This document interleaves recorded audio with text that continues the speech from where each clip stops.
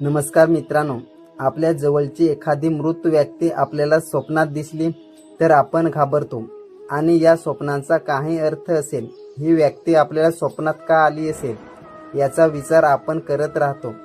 शास्त्रामध्ये असा विविध स्वप्नांचा आणि त्यामागील कारणांचा उल्लेख दिलेला आहे। आपल्या जवळच्या एखाद्या व्यक्तीचा आकस्मिक मृत्यू झाला असेल तर ही गोष्ट आपलं मन लवकर मान्य करत नाही। त्याच्या जाण्याने आपल्यावर दुःखाचा डोंगर कोसळतो। पण कधीकधी अशी व्यक्ती आपल्या स्वप्नात येतात आणि आपल्याला काहीतरी सांगण्याचा प्रयत्न करतात। ते स्वप्नात येऊन आपल्याला काहीतरी संकेत देत असतात। आपल्या आयुष्यात येणाऱ्या पुढील घटनांबद्दल ते काहीतरी सांगत असतात। पुढे येणाऱ्या गोष्टी आपल्यासाठी शुभ आहेत की अशुभ हे देखील आपल्याला स्वप्नांद्वारे ते सांगत असतात। तर ते कोणते संकेत आहेत ते आपण जाणून घेऊया। नंबर 1, मृत व्यक्ती आपल्याला स्वप्नात नग्न अवस्थेत दिसली किंवा तिच्या पायात चप्पल नसतील किंवा ते भुकेले आहेत असं आपल्याला स्वप्नात दिसलं तर आपण समजून घ्यायला हवं की ती आपल्याकडे कोणत्या तरी वस्तूची मागणी करत आहे।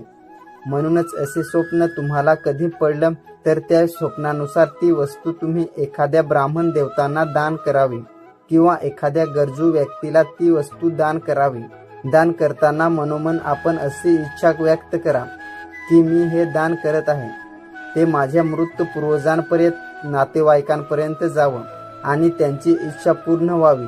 नंबर 2, गंभीर आजाराने आपला एखादा नातेवाईक हे मरण पावले असतील आणि ते जर आपल्याला स्वप्नात अगदी तंदुरुस्त हसते खेळते दिसले तर या स्वप्नांचा अर्थ समजून घ्यायचा की जाणारा व्यक्ती सुखरूप आहे आणि त्याचा पुनर्जन्म खूप ठिकाणी झालेला आहे आणि त्यांना आपल्याला सांगायचं असतं की माझ्याबद्दल जास्त विचार करून दुःखी होऊ नका।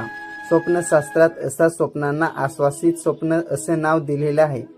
नंबर 3, एखाद्या स्वस्थ व्यक्तीचा मृत्यू झालेला असेल आणि तो आपल्याला स्वप्नात खूपच आजारी पडलेला दिसत असेल तर अशी स्वप्न आपल्याला संकेत देतात की मृत व्यक्तीची काहीतरी इच्छा अपूर्ण राहिलेली आहे जे तो आपल्याला सांगत आहे। त्यावेळी असा स्वप्नांचा अर्थ आपण समजून घ्यायला हवा। मरणाच्या अगोदर अशा व्यक्तींच्या काही प्रबल इच्छा स्वप्न अपूर्ण राहिलेली आहेत का हे आपण शोधून काढायला हवे। तुम्हाला जर अशा त्यांच्या अपूर्ण इच्छाबद्दल माहिती असेल तर तुम्ही त्या त्वरित पूर्ण करायला हव्यात। याने त्या मेलेल्या व्यक्तीच्या आत्म्याला शांती लाभते। नंबर 4, एखाद्या जिवंत व्यक्तीचा स्वप्नात जर आपल्याला मृत्यू दिसला तर अशा व्यक्तीचं आयुष्य खूप जास्त असते। असे स्वप्न दीर्घायुष्याचे सूचक मानले जाते। नंबर 5, स्वप्नात कधी आपले पूर्वज येतात पण ते आपल्याशी बोलत नसतील, उदास असतील तर त्या स्वप्नांचा अर्थ असा होतो की आपल्याला हातून असं काही कार्य घडणार आहे जे त्यांना पसंत नाही। अशा वेळी ते कार्य आपण करू नये असे त्यांना वाटते।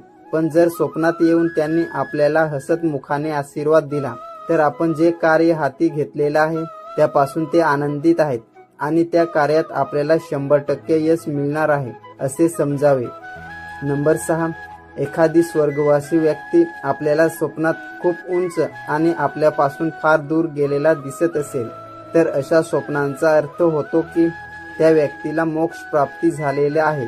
तोच स्वर्गवासी व्यक्ती आपल्याला घरात दिसत असेल, घराच्या आसपास वावरताना दिसत असेल तर समजून घ्या की तो व्यक्ती अजूनही घराच्या मोहापासून सुटलेला नाही।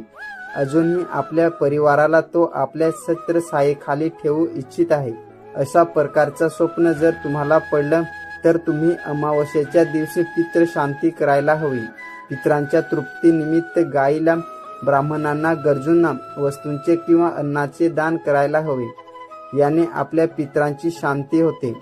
नंबर 7, स्वप्नात आपले पूर्वज वारंवार येत असतील तर त्यांची मुक्ती झालेली नाही हे समजून घ्या। त्यांच्या मुक्तीसाठी भगवद्गीतेला 18 अध्यायातील कोणत्याही एका अध्यायाचे रोज वाचन करायला हवे किंवा भगवद्गीतेचा पाठ करायला हवा, ज्याने त्यांना मोक्ष मिळेल आणि तुमच्या परिवारालाही सुख आणि शांती लाभेल। तर मित्रांनो, तुम्हाला ही माहिती आवडली असेल तर आताच आपल्या मित्र, मैत्रिणी आणि नातेवाईकांसोबत शेअर करा आणि तुम्हाला अशाच प्रकारची माहिती पाहण्यासाठी आपल्या चॅनलला लगेच सबस्क्राईब करा। धन्यवाद।